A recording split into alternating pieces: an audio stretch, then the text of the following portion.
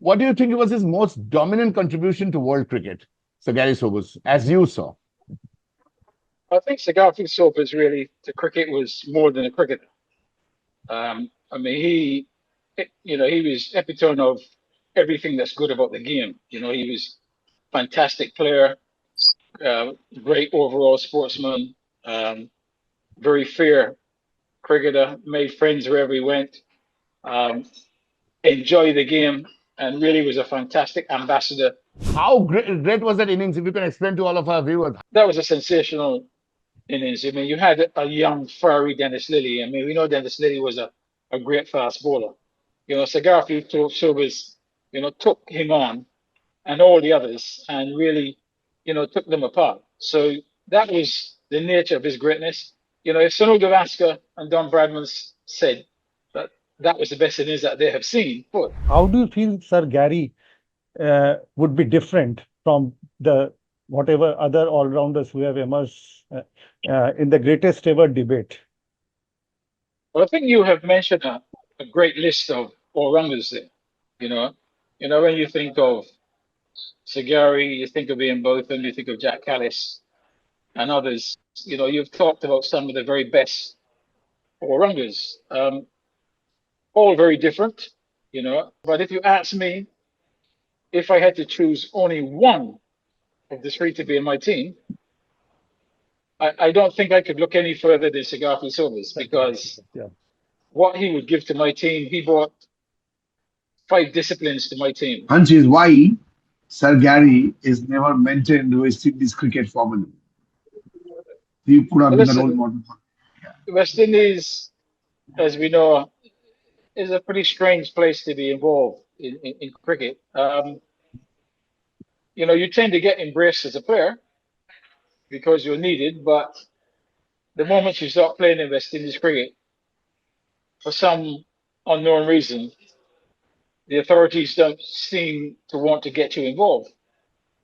Sir Gary's not the only one who's experienced that. I mean, there have been thousands of players who have stopped playing the game, who perform at the highest level, and you would think that they would be involved with the development of the game in the region, and the boards tend not to have a lot to do with them. Nobody really talks about Sober's defensive technique in the sense that did he really believe in sort of, blocking the ball and all, or, offense is the best defense, something like that?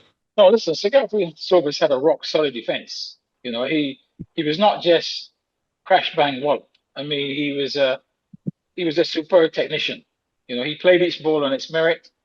Blessed with wonderful skills. He was a good athlete, good eyes, good reflexes. But what people don't understand was how good a technique he had.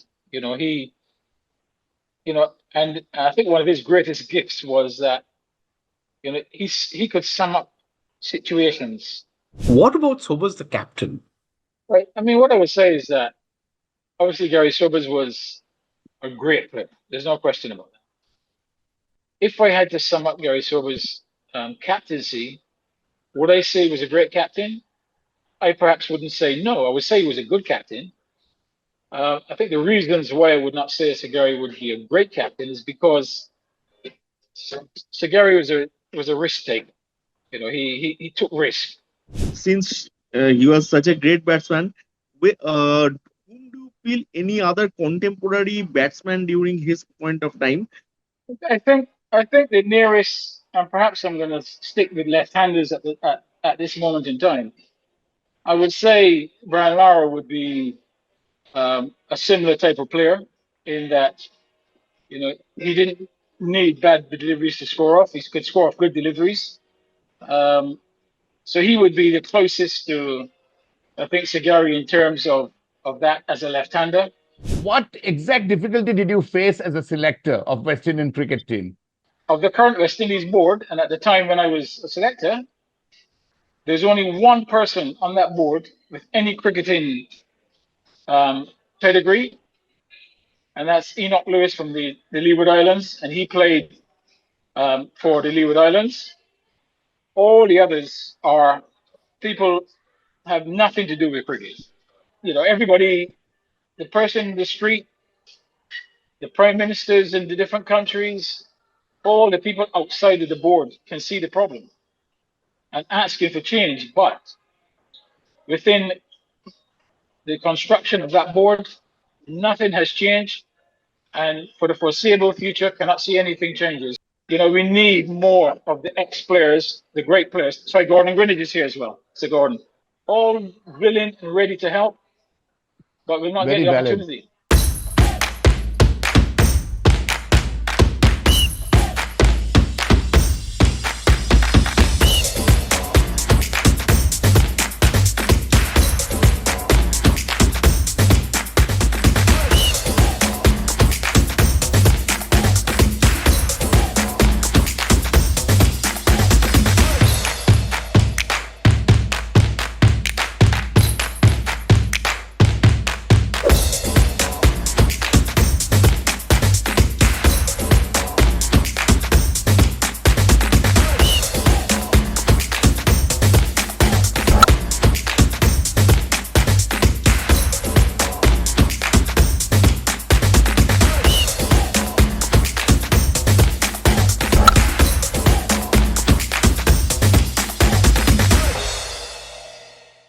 Good evening, friends.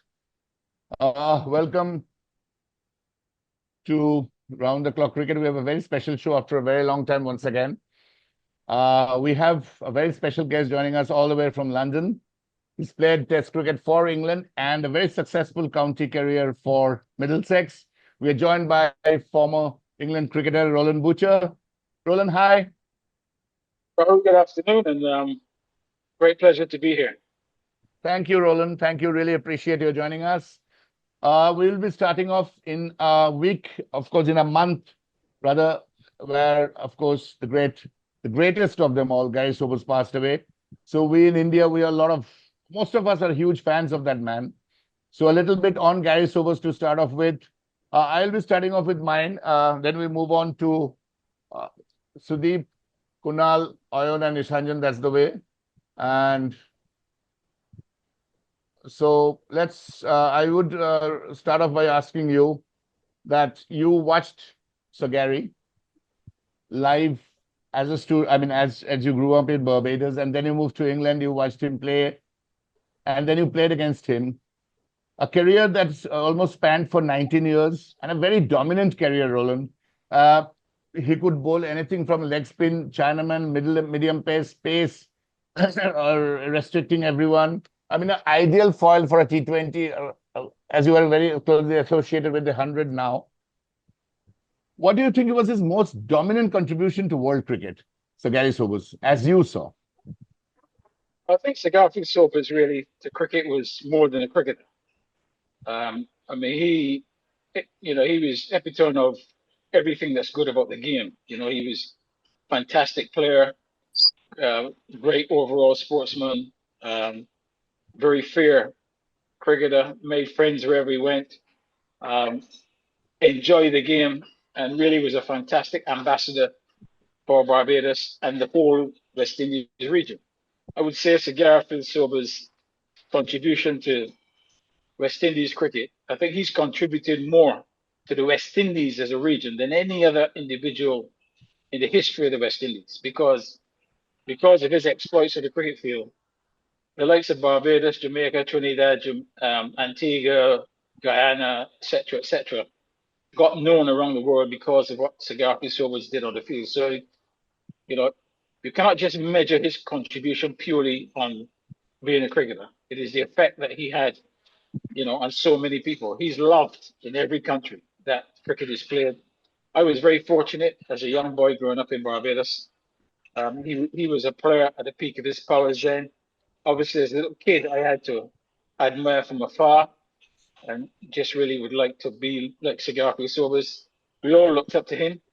I was very fortunate to actually see him play in my very first test match that I saw. My cousin, she took me to my test match. I think it was in 65 or 66. And West Indies were playing Australia in Barbados. Sir Garfield played in that game and did well. That was the first time I actually got to see him perform. But, a fantastic player, and not just that, but a fantastic man as well. Okay, just another question before we move on to Sudeep. What was his most dominant performance, and what was his best performance that you have seen? I mean, that was that the 365 that he scored, which Lara broke.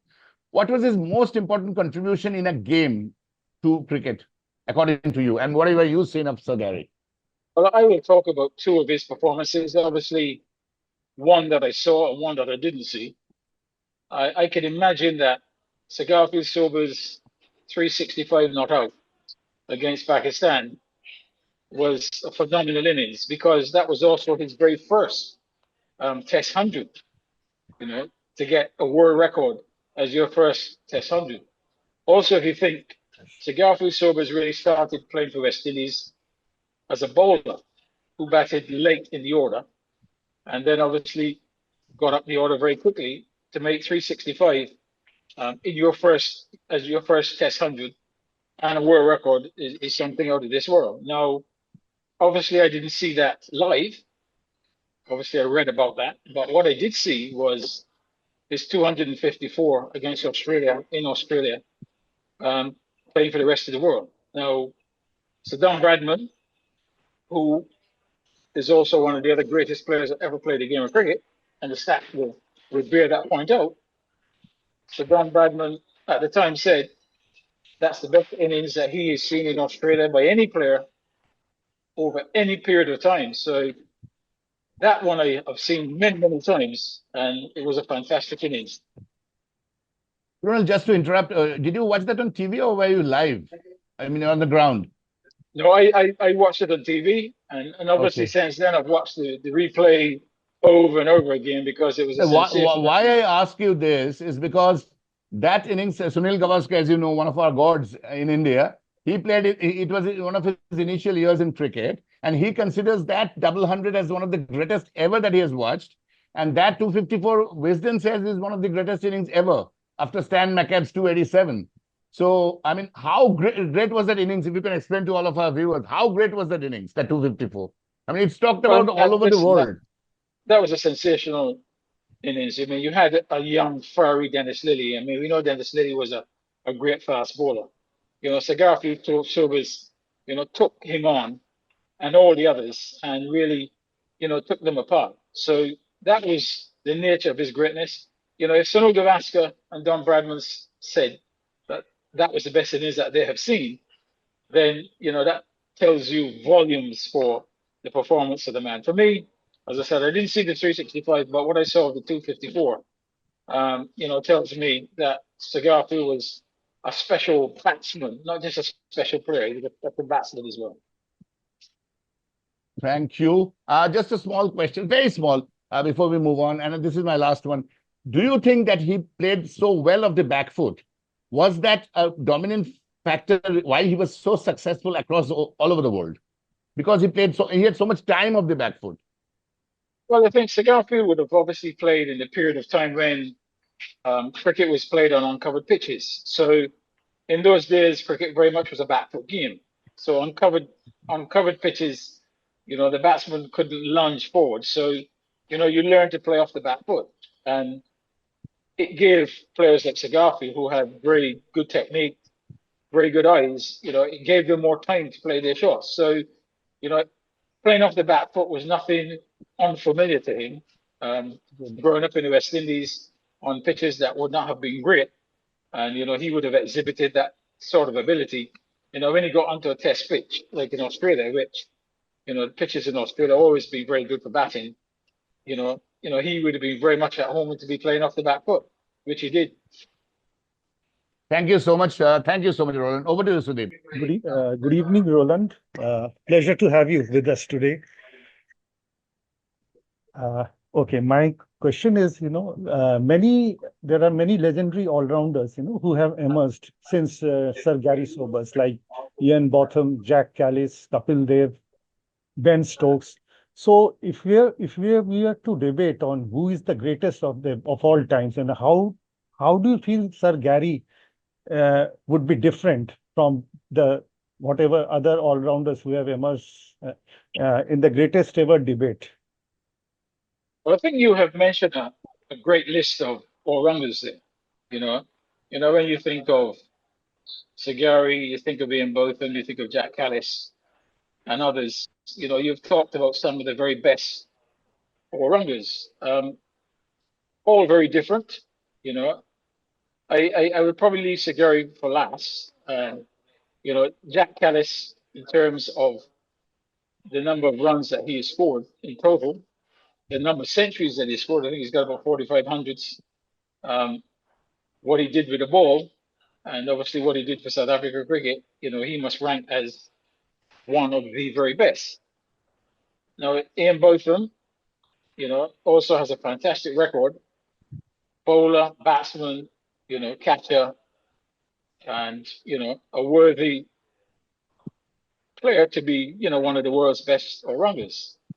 Now I'm going to come to Sir Garfield Sobers. Sir Garfield Sobers, he averaged over 50 in Test cricket. He's got a lot of wickets. Yeah. He was a left-arm quick bowler. He was a left-arm orthodox spin bowler. He was a left-arm Chinaman bowler. Fantastic backward short leg fielder. Very charismatic. Three excellent players. But if you ask me if I had to choose only one of the three to be in my team, I don't think I could look any further than Sir Garfield Sobers, because what he would give to my team, he brought 5 disciplines to my team. Yes. I mean, he was one of the most versatile all-rounders, we can say, of all time. Absolutely. I mean, the others obviously brought a lot of quality to a team, but Sir Garfield Sobers, as a batsman, he can be ranked as good as any batsman that's ever played. If the ball is swinging, he's as good as any. He can then turn and bowl finger spin, and then he can bowl back of the arm. And also in that short leg position, particularly when he was fielding to Lance Gibbs, took some amazing catches. So I think he would be the one I'd have to choose in my team for sure. Absolutely, absolutely. Just one more question, in today's T20 cricket, how do you feel Sir Gary would have fitted in today's, T20 cricket? I mean, absolutely, he would have been devastating, I'm sure. Well, he would have been one of the most sought after players in T20 cricket, because with what he was able to do on the cricket field, I don't think there's any team in the world that wouldn't want him. Any situation, any conditions, he was the man. So I think he probably would have thrived in playing in this era. Short boundaries, restricted fielding positions, a white ball. Absolutely. He would have been devastating. Devastating, absolutely. Thank you so much, Roland. I think over to you, Kunal. Hi, Roland. Hi. A very good afternoon to you. So my question is, definitely people are talking about Sir Gary. It's an honor to speak about him, a legend. You're seeing him playing, so that's all the more adding more honor to that. Asking a question to you. Uh, Late 80s, when we could see the West Indies cricket was drifting downwards, not getting the right role model to motivate them, player was switching for the basketballs, to NBA leagues and all. My query, or I said, my simple hunch is why Sir Gary is never mentioned West Indies cricket formally. He could have been a role model.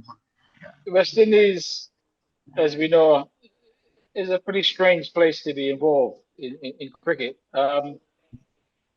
You tend to get embraced as a player because you're needed, but the moment you start playing in West Indies cricket, for some unknown reason, the authorities don't seem to want to get you involved.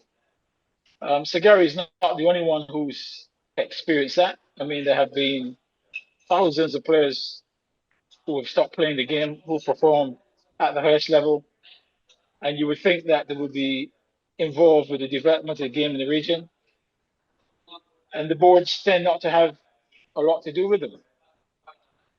You must remember that Sri Lanka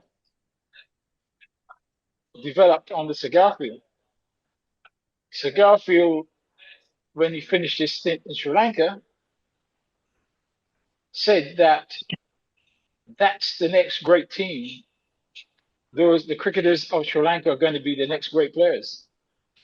So he had his input in Sri Lanka as a coach for a very long time, and obviously did a lot of work for their development. And we saw the sort of players that came out of Sri Lanka after he left. So that was his contribution. Obviously, the West Indies did not have his expertise, but Sri Lanka gained from that. Yeah. So that's what I just wanted to understand because I understand that the West Indies comprise of a lot of islands, different islands, so a lot of dynamics in the authorities maybe. But we missed a great batsman, great all-rounder ever the game ever got in this history of cricket. We certainly miss that particular role that Sir Gary could have maintained West Indies cricket.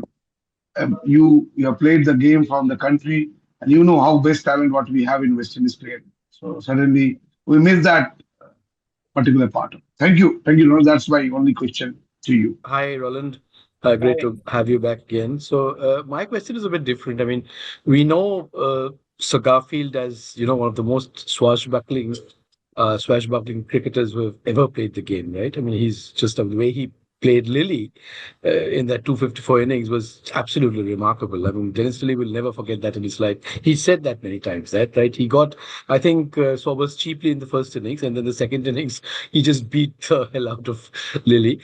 My question is a bit different. I mean, nobody really talks about Sobers' defensive technique in the sense that did he really believe in sort of blocking the ball and all, or was he one of the first exponents, very very successful exponents of baseball before this term was ever thought about in cricket? I mean, did he always feel like that offense is the best defense, something like that? No, listen, Sagari Sobers had a rock solid defense. He was not just crash bang wallop. I mean, he was a superb technician. He played each ball on its merit. Blessed with wonderful skills. He was a good athlete, good eyes, good reflexes. But what people don't understand was how good a technique he had. He, and I think one of his greatest gifts was that, he could sum up situations far quicker than anyone else. He didn't have to be watching the game for seeing how the game developed, because quite often, Sir Garfield would be asleep in the dressing room. And when it was time for him to bat, somebody would have to tap him and say, Sir Gary, it's time to bat. And he would say, okay. And he would just get Okay. up, pick the bat up, go to the middle, and start playing as if he's been in the middle the whole day or he's been watching the whole day. So, that was a gift. But what he was able to do was to just sum up situations and pitches and everything much quicker than anyone else, which made him a very difficult opponent to play against because, some players have to come in and get used to the pace of the ball and the pace of the pitch and, the light, etc.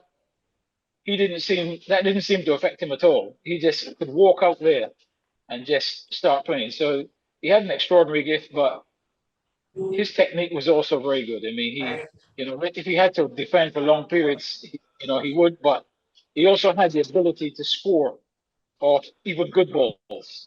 He didn't have to wait for a bad ball to score. He had that exceptional ability to put away good balls. So not that one-dimensional, thing about baseball, right? It is essentially one-dimensional. So not that for Sobers. No, no, no, no, no. Never He that. he was, as they say, he was a proper batsman. Proper batsman. And just one more question, I'll just pop in. It just came to my head as we were discussing now. Uh, what about Sobers, the captain? How would you rate Gary Sobers, the captain? I mean, as a batter, of course, he's all-rounder batter. I mean, he's one of the greatest ever, if not the greatest cricketers, most flamboyant cricketer surely was probably ever played. But Gary Sobers, the captain? Right. I mean, what I would say is that obviously Gary Sobers was a great player. There's no question about that. If I had to sum up Gary Sobers' captaincy, would I say he was a great captain? I perhaps wouldn't say no. I would say he was a good captain. I think the reasons why I would not say Sagari would be a great captain is because Sagari was a risk taker. You know, he took risk. Um, the great captains don't really take risks.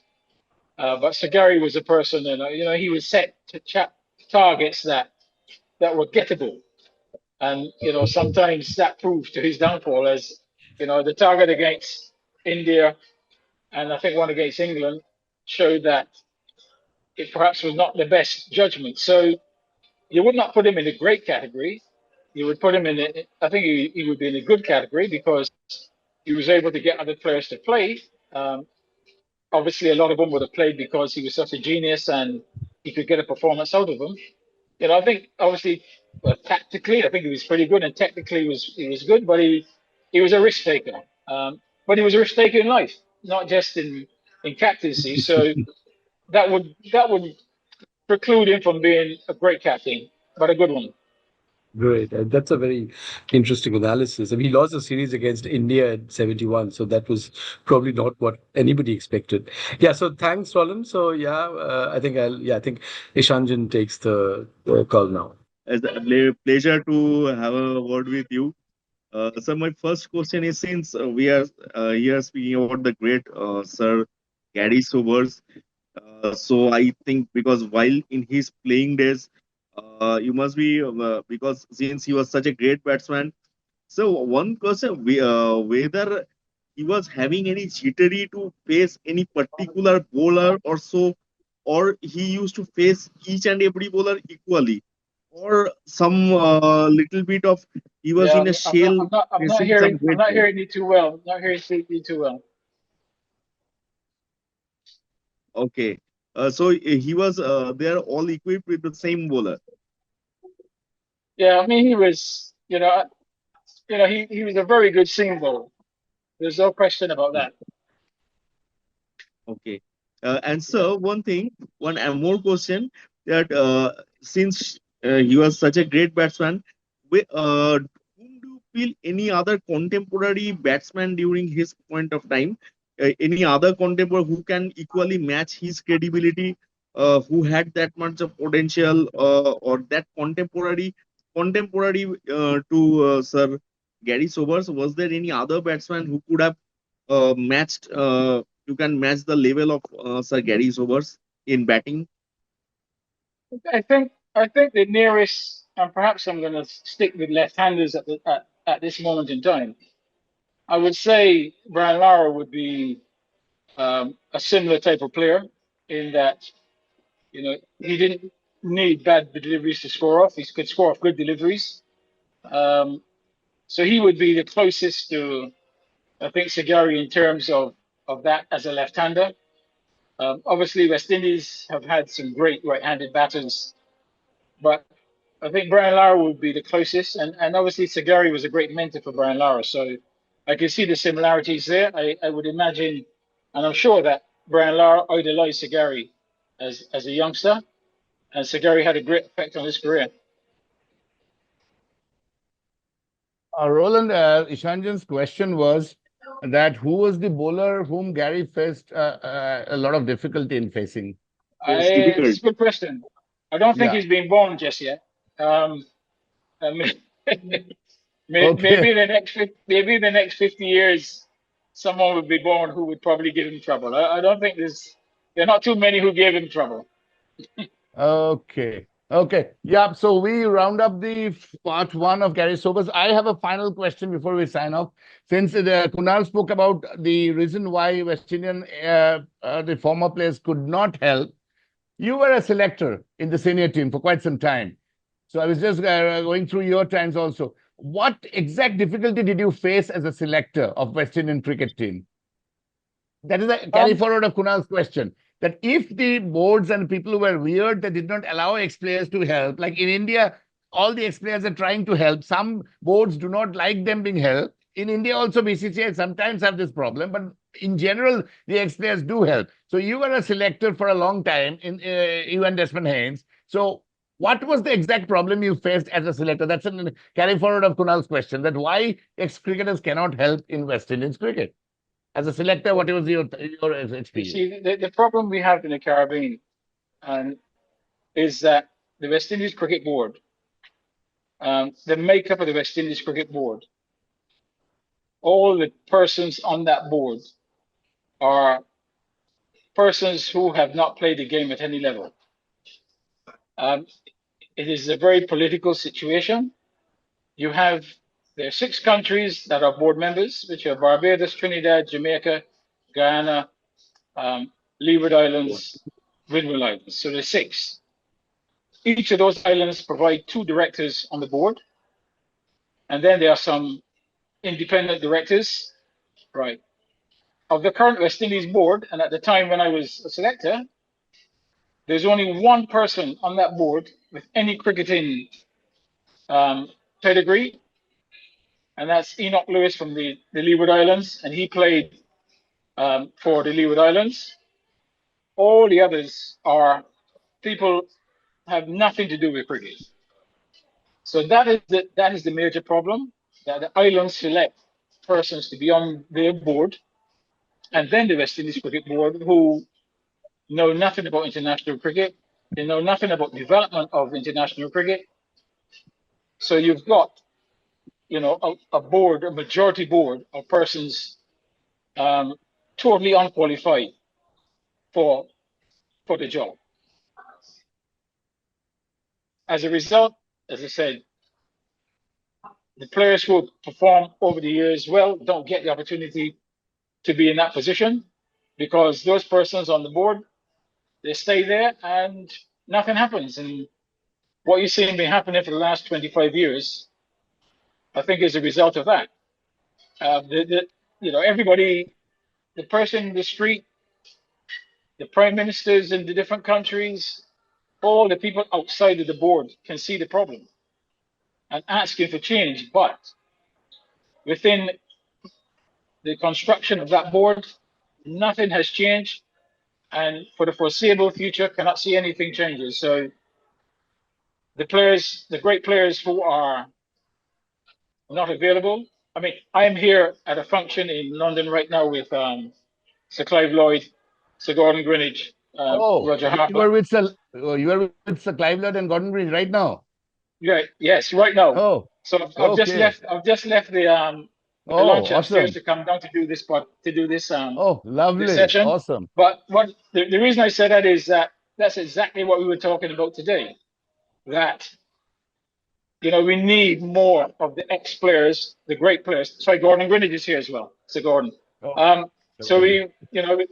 we discussed that we need to, but we also recognize that with the system, it will not be allowed. So the likes of Greenidge, the likes of Harper, the likes of Lloyd, Richards, Roberts, all these guys, all willing and ready to help, but will not get Very the valid. opportunity. Yeah. Thank you, Roland. You really laid a wonderful insight into what is the problem. We in India are huge fans of West Indian cricket. At least, I mean, me, Ayon, and Sudeep are a little older in the team, so we follow West Indian cricket. Kunal also. So it comes as a surprise the decapitulation of West Indian cricket. And I think you are a selector. You are a player for both. I mean, you've stayed in Barbados for so long, and then you moved to England, so you have a more idea of what is going wrong. Of course, wonderful insight. Thank you so much.